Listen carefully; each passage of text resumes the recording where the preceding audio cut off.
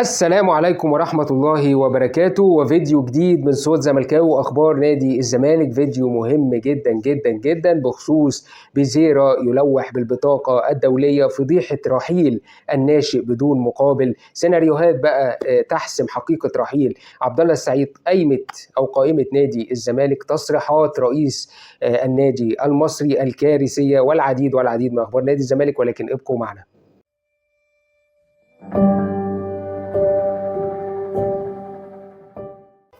اخباركم ايه؟ عاملين ايه؟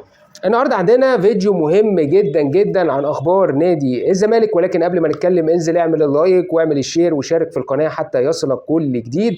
ومبدئيا كده عن معسكر نادي الزمالك، وبدا طبعا يقلل الاحمال نونو كوستا اللي هو مسؤول عن الحمل البدني، مدرب الاحمال، علشان استعدادا لمباراه اليوم امام نادي البلاستيك، واللي بيبدا بيها اول مباراه تجريبيه وديه لنادي الزمالك. اللاعبين يا جماعه الحاله النفسيه عاليه جدا جدا، اللاعبين رغم غياب العديد من النجوم عبد الله وشيكو بنزا وخوان بيزيرا، الا ان اللاعبين الموجودين حاسين ان هم ابطال الدوري، وفي حاله من الحماس من اللاعبين في المعسكر، وحاسين ان هم يقدروا يعملوا حاجه. ورغم النواقص، وهقول لك القائمه دلوقتي، رغم النواقص العديده في المراكز او في مراكز بعينها، ولكن اللاعبين حاسين ان هم يقدروا يعملوا حاجه في بطوله الدوري ودوري ابطال افريقيا، وعايزين بقى يصعدوا كاس عالم، وعايزين يبانوا، وحاسين ان هم ممكن فعلا يروحوا ويعملوا بطوله كبيره جدا، وان هم يقدروا يعملوا حاجه في بطوله الدوري ودوري ابطال افريقيا. نتمنى التوفيق بقى باذن الله لنادي الزمالك. تعال اكلمك بقى عن ملف خوان بيزيرا، وخوان بيزيرا بيلوح بالبطاقه الدوليه، ولكن عايز اقول لك ان ملف البرازيلي خوان بيزيرا مع نادي الزمالك المرحله الاكثر تعقيدا، بعدما اصبح اللاعب امام واقع تعاقدي لا يمنحه الطريق السهل الذي يبحث عنه للرحيل، في الوقت اللي بتتمسك فيه اداره القلعه البيضاء بحقوقها وبترفض التفريط في اللاعب، وماسكين فيه بايديهم واسنانهم. والاداره يا جماعه انا قلت لك ان هي بالنسبه للجزء التعاقدي معاها، فهي شايفه ان هي ما عندهاش اي نقاط، بل بالعكس هي عندها 4 نقاط قوه في عقد البرازيلي خوان بيزيرا. اول نقطه بيستند اليها الزمالك ان مفيش اي شرط جزائي ما بين اللاعب وبين النادي، فبناء عليه وبناء على الشرط الجزائي ده اللاعب يقدر ان هو يفسخ التعاقد بتاعه من طرف واحد. النقطه دي مش موجوده. تاني نقطة، العقد بتاع اللاعب 4 سنوات، فات منها سنة، فاضل 3 سنوات، والنقطة دي بترجح بشكل قوي جدا موقف نادي الزمالك في تعاقده مع خوان بيزيرا. النقطة الثانية اللي هو الجزء المالي، انت دافع كل مستحقات اللاعب حتى شهر اغسطس، فانت ماليا مديه كل حقوقه. هيروح بقى للفيفا يشتكي يقول لهم ان انا عايز افسخ تعاقدي. طب انت اول حاجة هتسأل عليها الفلوس بتاعتك واخدها ولا لا، او مستحقاتك واخدها ولا لا. انت واخدها لغاية شهر اغسطس، ودي النقطة القوية اللي بتدعم ملف نادي الزمالك مع اخوان بيزيرا. النقطة بقى الرابعة واللي هي مبنية على ال3 نقط اللي فاتوا دوت، ان اللاعب نفسه عشان يرحل عن نادي الزمالك لازم موافقة كتابية على شكل بقى تعاقد، على شكل تنازل، على اي شكل قانوني ايا كان، ولكن عشان يمشي كده بهذا الشكل فهيبقى صعب جدا جدا جدا. ولكن اللاعب لازال يلوح ويضغط ان في بطاقة دولية. طيب لما جينا سألنا بقى الناس المتخصصة في الامر، هل ممكن ان اخوان بيزيرا يقدر ان هو يرحل عن نادي الزمالك، او اي لاعب بشكل عام يقدر يرحل عن النادي بتاعه ويلعب بالبطاقه الدوليه؟ قال لك وارد جدا، لان الفيفا دايما بتقف جنب اللاعب، لان اللاعب هو ده اكل عيشه، انما بالنسبه للنادي فهو بيمثل شركه. فقصه ان انت ما تلعبش خالص، او ان انت تقعد في البيت او كلام من ده، فهو ده اكل عيشك، فانت لازم غصب عنك او الفيفا بيديك الاحقيه ان انت تفضل موجود في الملعب. طيب هل الفيفا ممكن يديله بطاقه دوليه؟ يديله بطاقه دوليه، ولكن لو هناك شرط عادل في حاله في مشكله ما بينك وبين النادي، لازم شرط عادل. يعني لما صلاح مصدق راح اشتكى في الفيفا، اشتكى ان هو ما خدش مستحقاته، اذا ده شرط عادل ان انت ما بتديش اللاعب مستحقاته، فبناء عليه هو بيفسخ من طرف واحد.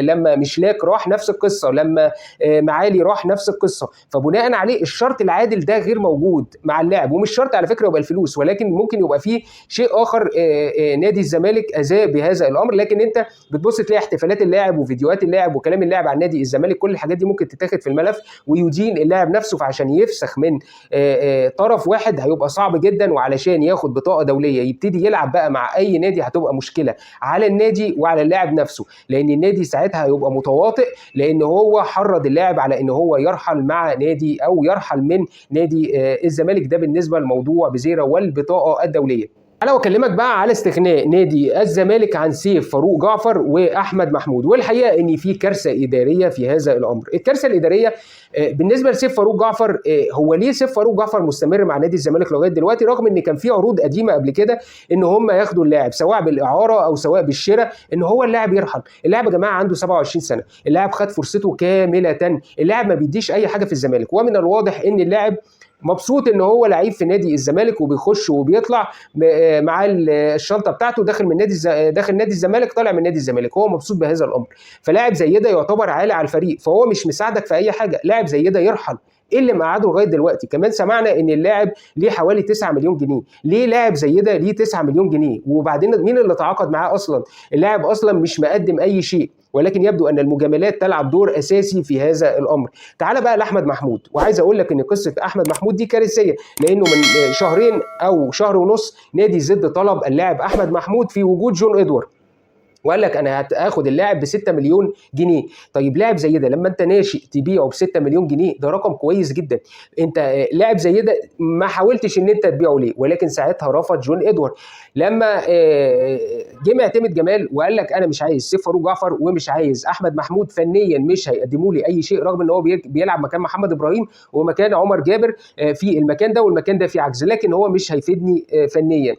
فبدا بقى يتواصل مجلس اداره نادي الزمالك او الاستاذ او الكابتن حسين السيد، تواصل مع فريق زد، انتوا يا جماعه محتاجين احمد محمود. زد قال لك ده العرض ده قديم واحنا كنا ساعتها محتاجينه، ولكن احنا جبنا بديل للاعب. فانت كده خسرت 6 مليون جنيه. وارجع واقول لك برضو في خطا، في ده راي الجهاز الفني، ولكن انت كمجلس اداره نادي الزمالك طالما انت شايف لاعب زي ده، تعالى يا عم جون ادوارد، خاصه انه يقال ان هو جه العرض في الفتره اللي معتمد فيها مش موجود، وكان برضو ده خطا ان معتمد مش موجود.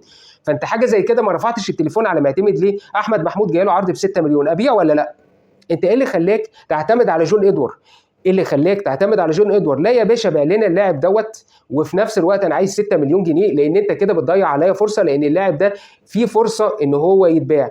فدي برضو انا شايفها ان هي مشكله في مجلس اداره نادي الزمالك، ان هو ما قدرش يتواصل عشان يقدر يبيع لاعب زي ده يحقق لك مبلغ. انا شايف ان هو مبلغ جيد جدا لناشئ عندك، انت مش شايف ان هو ليه اي مردود فني. انت كل اللي محتاجه كل سنه 2 ولا 3 لعيبه ناشئين، ولولا ان احنا ما عندناش لعيبه كان كل العدد ده ما طلعش. فانت لاعب جاي لك فيه فلوس، ما تبيع لاعب زي ده، خاصه ان انت بتقول ان انا مشكلتي في رواتب هؤلاء اللاعبين، لعيبه موجوده عندي بتاخد رواتب وبتاخد عقود وبتاخد مرتبات، فبناء عليه لاعب زي ده جات لك فرصه ما تبيعه. انت ايه اللي مخليك بتطلع لاعب زي ده فري واربع لعيبه قبليه طلعوا فري؟ فدي كوارث اداريه قبل ما تكون كارثه من جون ادوارد نفسه، هي كارثه من اداره نادي الزمالك. بصوا يا جماعه، احنا مش جايين هنا عشان نطبل ونزمر وكلام من ده، احنا الغلط بنقول عليه غلط، واللي شايفينه غلط بنقول عليه غلط، واللي شايفينه صح بنقول ان هو صح. نقفل الموضوع ده ونخش لقائمه نادي الزمالك، ولكن قبل ما نخش على القايمه احب افكرك اعمل اللايك واعمل الشير وشارك في القناه حتى يصلك كل جديد. القايمه يا جماعه بادئه ب5 حراس مرمى. عندك محمد عواد، يمكن هو المركز الاكثر غزاره، محمد عواد وصبحي والمهدي سليمان ومحمود الشناوي وعمر عبد العزيز. والقايمه رغم ان يهيأ لك ان هي كبيره، ولكن تعالى بص للمهدي سليمان هتلاقيه 38 سنه، تعالى بص لعواد وصبحي هتلاقي ان في مشاكل، وكان في مشكله ان صبحي يرحل عن نادي الزمالك، ولكن ما فيش المقابل المادي اللي يخلي اللاعب يرحل عن نادي الزمالك. وعواد انت برضو لسه في تعاقد مع الثلاثه على فكره. هل المهدي سليمان هيجدد؟ محمد عواد فاضل له سنه، محمد صبحي فاضل له سنه، فانت يهيأ لك ان العدد كبير، ولكن في مشاكل مع كل لاعب.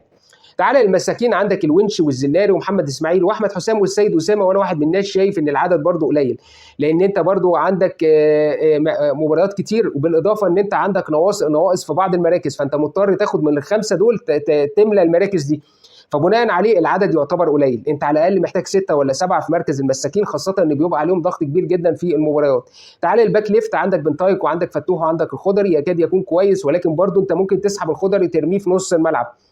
عندك باك رايت محمد ابراهيم وعمر جابر، وانا شايف ان هو عدد قليل جدا خاصه مع سن عمر جابر، فانت برضو محتاج، ولكن بيقول لك برضو الزناري ممكن يخش، محمد شحاته ممكن يخش يغطي في المكان ده. نيجي نص الملعب، مركز 6 احمد ربيع ومحمود جهاد. انا يعني رغم ان هو في نواقص برضو، ولكن هو افضل في وجود محمد جهاد، محمود جهاد لو هو في مستواه. احمد ربيع يعني يكاد يكون لعيب غير يعني لغايه دلوقتي ما اداناش امار، ولكن في وجود محمود جهاد لو هو ادى بشكل جيد فهو هيبقى المركز ده كويس جدا مع محمد شحاته، هيفرق معاك كتير جدا. عندك في مركز 8 محمد شحاته، عبد الله السعيد ربنا يرجعه بالسلامه، محمد السيد، حمد ادم كايد. العدد برضو مش الاكبر، المفروض نص الملعب ده يا جماعه يبقى فيه عدد اكبر من كده وكواليتي اعلى من كده كلاعبين. الكارثه الكبيره الاجنحه، وعندك ايشو واحمد شريف وشيكو بنزا وبزيرا الغائبين عن نادي الزمالك، ويعتبر عدد قليل جدا، ولكن انت برضو هتضطر تهندل لعيبه وتوديها للمكان ده. انت هتضطر تحط ايشو يلعب في هذا المركز، احمد شريف يلعب لك في هذا المركز.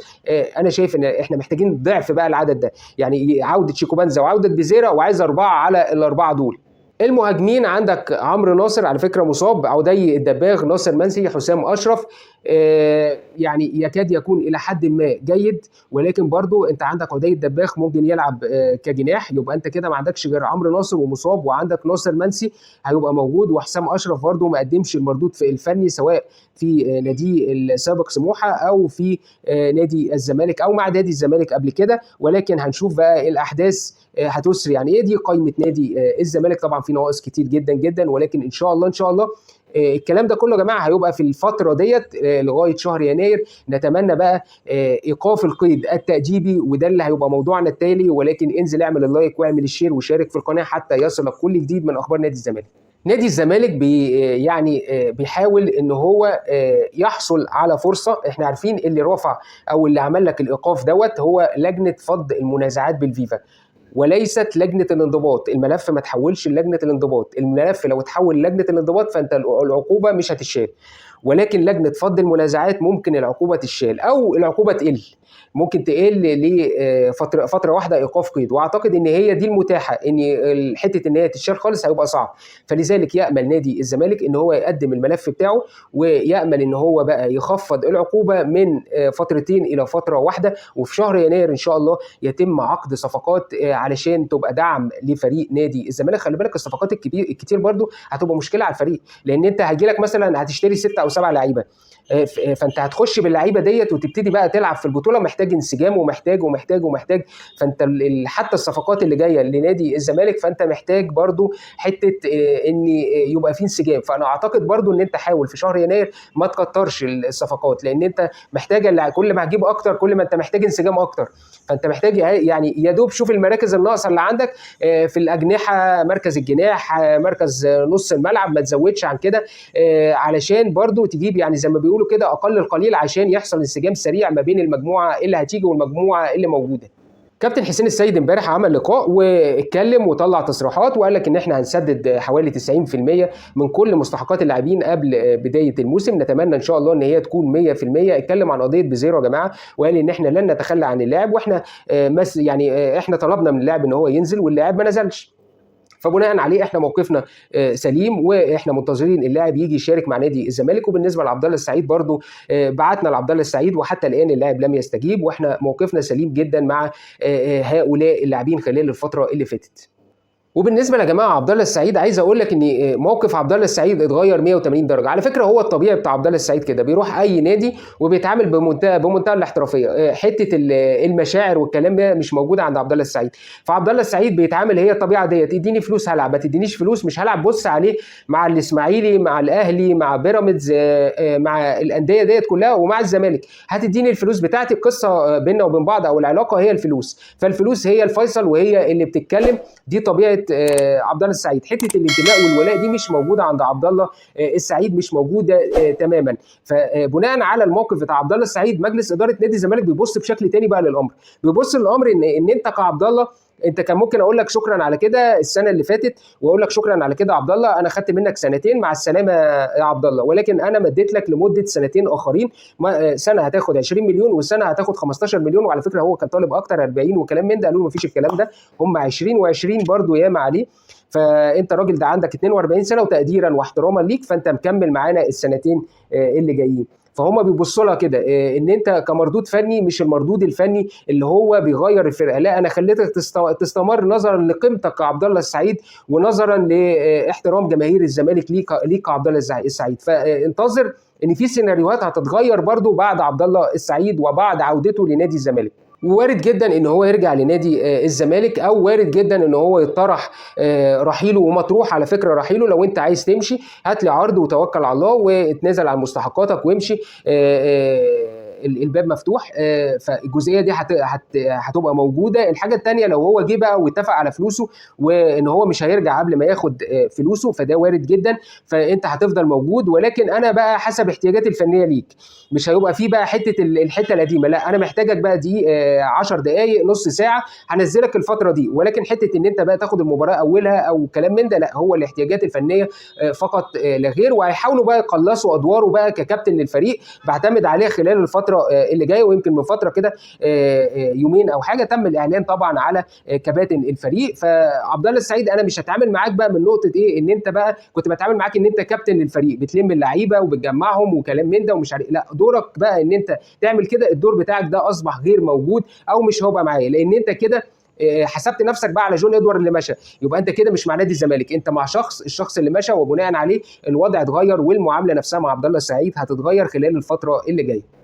نقفل الصفحه دي ونخش بقى على تصريحات كامل ابو علي، وتصريحات غريبه جدا. ولو تفتكر معايا قبل كده يا جماعه لما نادي الزمالك طلب احمد عيد ان هو يلعب فيه، ان هو يرجع تاني لنادي الزمالك، وكالعاده هو طلع يعني بخطا نفس القصه اللي حصلت معانا، ونادي الزمالك كلم المصري ولكن قال لك انا ما عنديش لعيبه للبيع. وطلع بعديها الاهلي طلب احمد عيد. وانا اعتقد ان احدى الاسباب هو الكلام اللي بقوله لك ده، ان هو طلع كامل ابو علي قال لك انا ما عنديش لعيبه للبيع، وطلب الاهلي كامل ابو علي، طلب الاهلي من كامل ابو علي احمد عيد، قال لك انا اوديه الاهلي لغايه البيت. الحقيقه تصريح غريب جدا طلع بيه امبارح، وطلع يقول لك ان الاهلي عمهم والاهلي عم الانديه والاهلي كبير والاهلي شيء طبيعي، يعني شيء ماشي.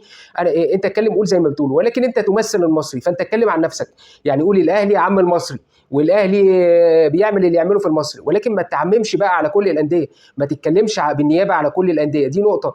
تعال بص بقى مواقف تانية مثلا زي ابو العينين سيراميكا، نفس الموقف ونفس الحكايه، والاهلي وانا بشجع الاهلي وانا بحب الاهلي. تعال اتفرج على محمد فرج عامر مع سموحه لما طلع قال انا اهلاوي. وافتكر معايا ماتش قبل كده لنادي سموحه في كاس مصر لما طلع واتكلم مع اللعيبه وقال لهم يعني ما تاخدوش الموضوع بشكل جدي. يعني كان ساعتها العشري كان بيدرب نادي سموحه، ونزلوا في كاس مصر، واول 10 دقائق الهادي سليمان خد له جونين كوبري. لو نفتكر احمد عبد القادر هو اللي دخل الهدف الاول والثالث اظن، وخد له جونين كوبري في كاس مصر، واتغلبت سموحه 3-0. وطلع بعد كده فضايح، والعشري عمل مشكله وخد بعضه ورحل عن الفريق، كان في كاس مصر وساب لهم المباراه عن طيب خاطر كده. فاحنا بنتفرج يا جماعه على ماساه، والله بنتفرج على ماساه. ناس بتطلع تتكلم بتقول احنا بنحب الاهلي قولا وفعلا، يعني انت بتشوفها قولا وفعلا. النادي المصري السنه دي مخزن للاهلي، مخزن لاعارات الاهلي. يعني هم مش بيحولوا على سيراميكا بس، لا ده بيحولوا على سيراميكا وبيحولوا على المصري. اي لاعب هو مش عايزه بيبعته للمصري، اي لاعب هو عايزه بياخده من المصري، والدنيا ماشيه مع سيراميكا كده والدنيا ماشيه مع المصري كده. فاحنا يا جماعه قدام ماساه حقيقيه، يعني الكلام ده ماساه حقيقيه. لما نادي الزمالك راح باع مصطفى شلبي ب 30 مليون جنيه لنادي البنك الاهلي، وباع لاعب اخر اظن نيمار باعه برده ب 30 مليون جنيه، الدنيا قامت ما قعدتش. والبنك الاهلي متواطئ، والبنك الاهلي بيعمل، والبنك الاهلي بيسوي. وايه علاقه البنك الاهلي بنادي الزمالك؟ والدنيا طلعت برطمان وشوبير وكل الناس دي طلعت تتكلم، وكان في حاله من حالات الهياج. طب يا جماعه التصريحات دي اللي هو واحد بيطلع يقول لك انا تحت امر الاهلي وادي له اللاعب لغايه عنده، طب ما حدش بيطلع يتكلم يعني، ولا حد بيقول لا، كل واحد صوت صرصور الحقل، ما حدش بيطلع يتكلم خالص. لكن في اي موقف مع الزمالك كله يطلع يزيد. فاحنا بنتفرج على مأساة. كل الكلام ده مخالف للوائح، وسواء لوائح للفيفا او سواء لوائح للكاف. كل الكلام ده يا جماعه مش لعب مالي نظيف، ولا لعب مالي نظيف، ولا دي مسابقه، ولا اي حاجه اللي انت بتتفرج عليه ده. دي ناس قاعده مع بعض ومتفقين انا اسيب لك الماتش ده وانت تسيب لي الماتش ده. ولا لما انا بشوف كده قدامي، امال ايه اللي بيدور بقى في الغرف المغلقه؟ ايه اللي بيدور ما بين الناس دي في الغرف المغلقه؟ نقفل بقى الخبر ده. وخبرنا الاخير يا جماعه بخصوص معسكر النادي الاهلي، واحنا شفنا كلنا الصور بتاعت معسكر النادي الاهلي والارضيه واسبانيا ومش اسبانيا، وفي الاخر تروح يعني تحس ان هم بيتدربوا في ارض مستنقعات زي اللي احنا كنا بنلعب فيها زمان كده، شويه حشيش كده على الارض وعمالين يتدربوا، والاسم ان هو معسكر في اسبانيا، وهي شكلها كده حته ارض مجرفينها وبيلعبوا فيها المباراه، ولكن اسما فقط لا غير ان المعسكر في اسبانيا. تعال شوف بقى المعسكر بتاع الزمالك في العاصمه الاداريه، تلاقي الارضيه بسم الله ما شاء الله، تلاقي الزرع من كل حته، تلاقي المنظر والطبيعه حاجه مختلفه تماما. ولكن هو كده الاعلام المصري، ومحدش هيعلق ومحدش هيتكلم، هم قاعدين بس بيعلقوا الزمالك بدا متاخر، الزمالك عنده كوارث، الزمالك عنده ازمات، هو ده اللي شاغل بالهم. بهذا الخبر ينتهي الفيديو ولم تنتهي اخبارنا. ولو المحتوى عجبك انزل اعمل لايك واعمل شير وشارك في القناه حتى يصلك كل جديد عن اخبار نادي الزمالك. دمتم سالمين.